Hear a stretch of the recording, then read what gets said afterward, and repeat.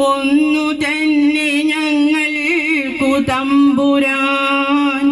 ആഴിയും തിരയും കാറ്റും ആഴവും പോലെ ഞങ്ങളും മായയും നിൻ മഹിമയും നീയുമെന്നുള്ളിലാകണം.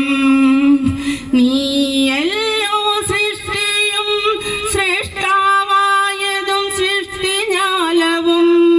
നീയല്ലോ ദൈവമേ സൃഷ്ടിക്കുള്ള